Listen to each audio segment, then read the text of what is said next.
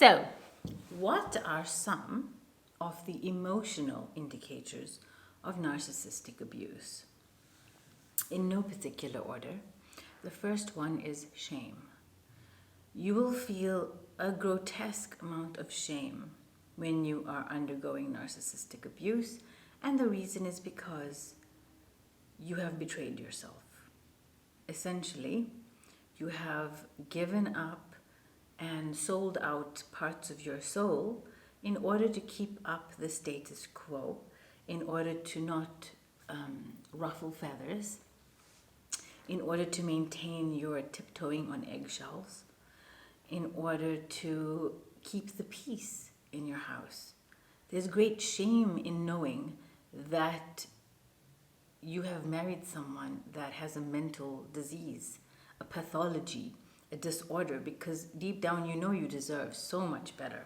But you are terrified of how ashamed you will feel. Now, shame is connected with what other people think of you and as well as what you think of yourself. So when it comes to the shame of what you think of yourself, you know deep down inside that you've betrayed yourself and you're a traitor to your own constitution, your internal integrity, your makeup, who you are as a person. When it comes to the shame connected with other people, you are ashamed that they will think of you as a doormat, because that's what you will become if you stick around. You will become ashamed of how much you've let him get away with. You'll become ashamed of how you've lost your self-respect, your dignity, your integrity. Any shred of human sacredness and sanctity has been pillaged, pilfered, violated, looted, and raped by this man. It doesn't have to be physical rape. It can be emotional, psychological as well, which is what narcissism is, especially covert narcissism, because it's so insidious and undetected. So you feel a collection of shame, embarrassment, and guilt. Guilt because you have abandoned your inner child. You've abandoned your morals in many cases. You've abandoned your promises to yourself. You've abandoned your needs. You've abandoned the requirement, human requirement, to be loved, cherished, cared for, and the need to have your voice heard. You have sacrificed all of this in order to remain in the narcissist's life. There's also another thing which I experienced when I had been discarded. I spent the next few weeks, and I'm currently still in it, being filled with rage. I was filled with rage. I was like a loaded powder keg walking around, and I would be set off by anything small. I couldn't even go to the grocery store without feeling an immense amount of rage rising up in me, so that even if someone was in the way with their big fat trolley, I would want to lash out at them and tell them off.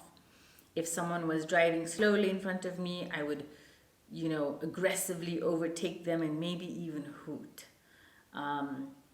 Once I even showed someone the middle finger as I drove away like a coward.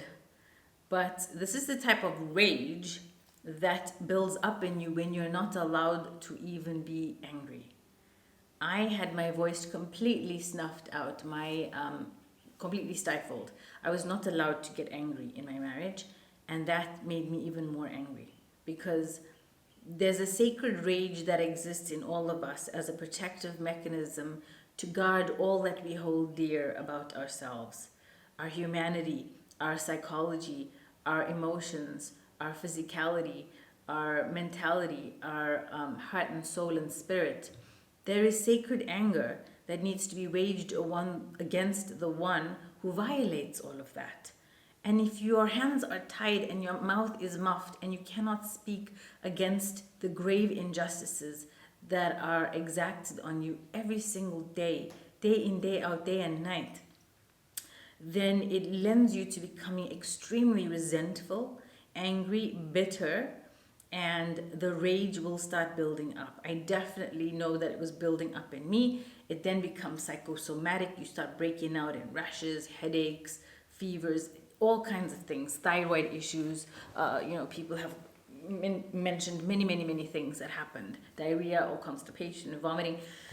All of this because what is inside of you is not being honored. When you suppress your feelings, you are basically killing yourself. You're letting a part of you die. And that is one of the greatest injustices that you could ever do to yourself. This in it of itself lends you to be completely emotionally exhausted, drained, and depleted. You will have nothing left to even give yourself, let alone meet another person's needs. And if you have children, they will suffer because you're putting this person's fragility and volatile emotional state above everyone else's needs, so that they, like a baby, stop crying, or so that there is peace in the house. There was one point when he even told me, "You're collapsing." And that is because I had spent 2 entire days running around taking him to all sorts of Sufi gurus because he was missing Sufi friends because he had no friends. And the only friends he would ever accept as friends are elevated, elite Sufi gurus who are spiritually ascended. Whatever the hell that even means. But he wanted people who were apparently upon his level because he was spiritually elite. I was a spiritual peasant in his eyes, and therefore I could do nothing right because I wasn't Sufi.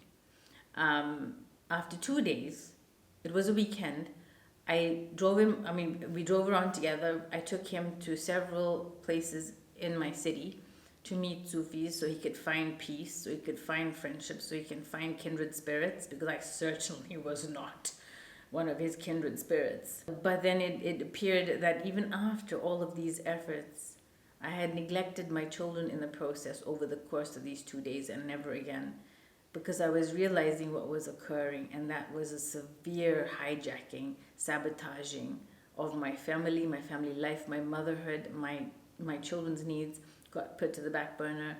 My needs had become non-existent at that point, and everything was compromised. So despite all my efforts, we still came home and had a 7-hour fight about how I do nothing for him, and how I didn't take him to meet Sufis because I wanted to learn about Sufism. I took him there for him. He wanted me to do it out of my own volition for myself. So even though I was catering to his needs, it was never ever enough. No matter how I spread myself thin, no matter how much I gave of myself or spent of my energy or expended of my efforts, it was never ever good enough. And I liken this to a black hole. It's like, every single drop of your blood is just being poured into a black hole, and it's been spilled in vain. Despite being roped into a 7-hour fight after spending an entire weekend catering to his needs and running around to pacify his ego and his desires and his wants and his needs, and foregoing everyone else's, it wasn't enough of a sacrifice. So what happens emotionally after being with a man like this is that you feel completely unworthy. You feel unworthy of love. You feel undeserving of anything good, because no matter what you do, it's never good enough. You also feel incredibly unattractive. I was told time and time again not to bother dressing up. I should just wear a potato sack because I'll never be beautiful. I should never wear makeup. I should never aspire to do my hair. I should never do anything, which is why I put great effort into these videos, even though I don't feel like it sometimes, and it takes a lot of effort for me, but I'm fighting for my life. I'm fighting for my life right now because I don't want to lose myself any more than I already have. The cost is too great. Never again. It leaves you feeling unattractive and unworthy of love and affection, and boy, do they withhold it from you. There were times when I went to him to give him a hug and he pushed me away. There were times when I whispered sweet nothings in his ear and he said, "I can't handle this right now, get off me." So to a woman's fragile heart and femininity, you can imagine the damage and destruction of my feminine radiance and how I was losing myself in this.